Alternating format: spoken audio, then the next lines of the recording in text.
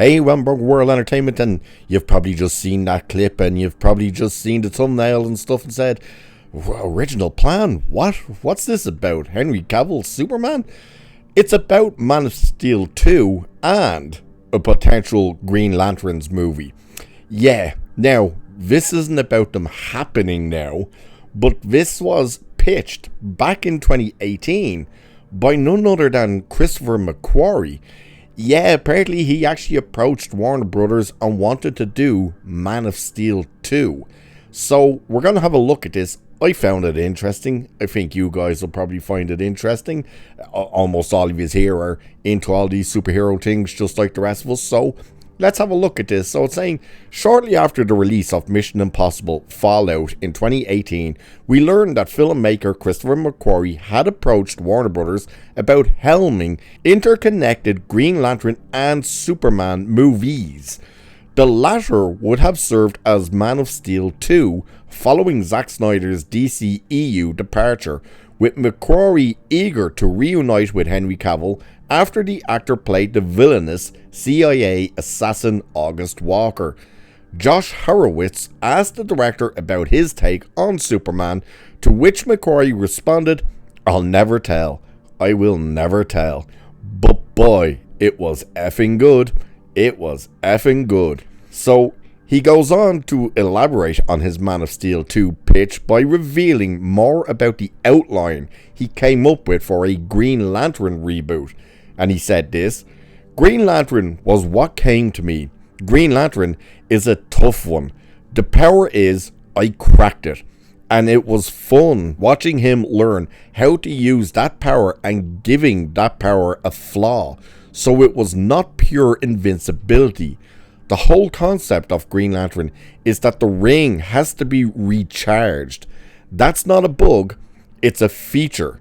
Yes, you have infinite power, but you only have so much battery life. And that can run out at inconvenient times. That for me solved the whole Green Lantern problem. The costume is another thing. I realized, don't worry about the costume, worry about the character. How do you give that character tension and stakes? Also, how do you do it with Superman?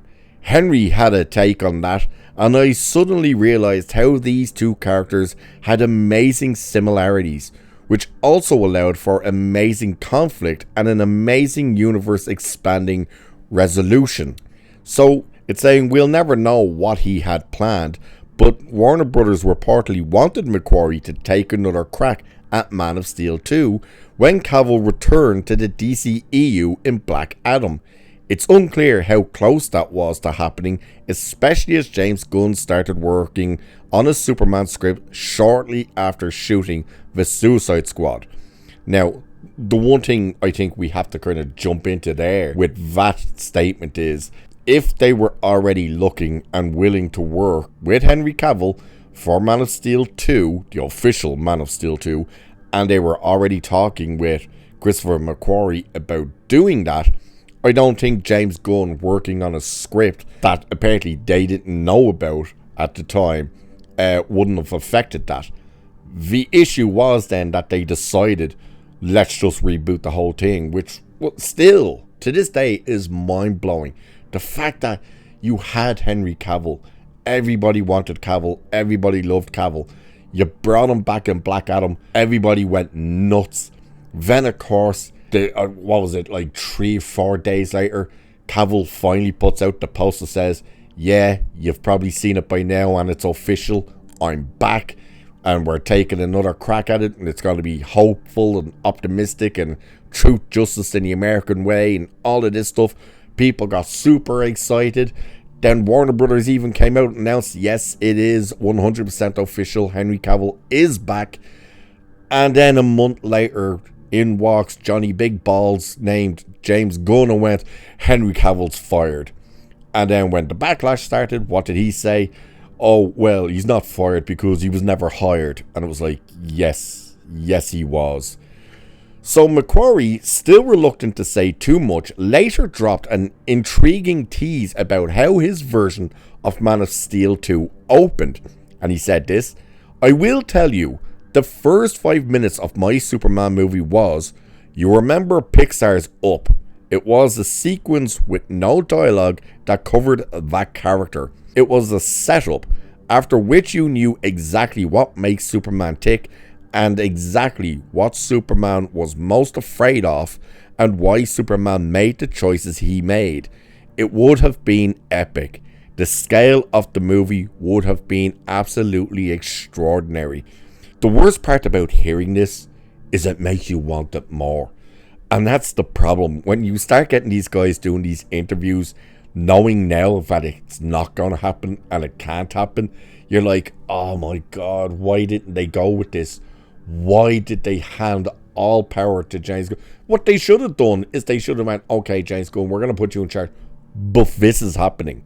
This is in place. We have Christopher McQuarrie ready to go. We have Henry Cavill back ready to go. The fans are super pumped. You can work on whatever, but you're going to make sure that this fits into your vision.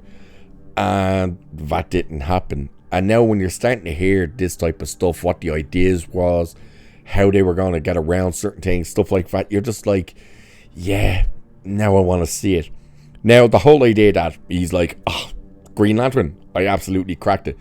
Look, that sounds a little bit like blowing smoke up his own backside, but at the same time, you're kind of like, it isn't an interesting idea, you know?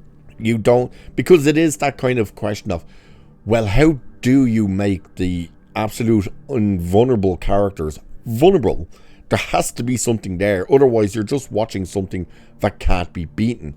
You know, we're seeing that kind of argument right now with the MCU, with the likes of when Gaia came in and all of a sudden she was given the powers of every single Avenger and pretty much everyone in the universe. It was like, so that character is basically omnipotent now. It can't be stopped. She has all the powers, you name it. And it's like, we'll probably never see her again because they won't be able to figure out, well, how do we actually make her weak?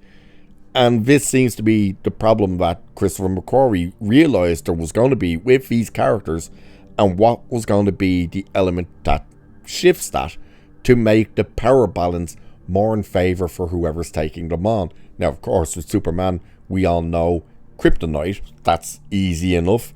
But you can't just have every Joe Soap walking around with kryptonite. You know, that's the one thing about kryptonite is, yes, it's his weakness, but it shouldn't be something that's readily available. It should be very, very scarce and incredibly difficult to get your hands on. So the idea that, hey, you should put him up against something like this could have been interesting. Either way, we're now hearing that Christopher McQuarrie had ideas not just for Superman, but for Green Lantern and a crossover with them and his Man of Steel 2. And we've also now heard that, yes, Warner Brothers were very much up for that idea. And unfortunately, we're probably never ever going to get to see it. So that sucks. So with that, I shall leave it there for this one. Like, share, subscribe, all that good stuff. Cheers. And I'll catch you in the next one.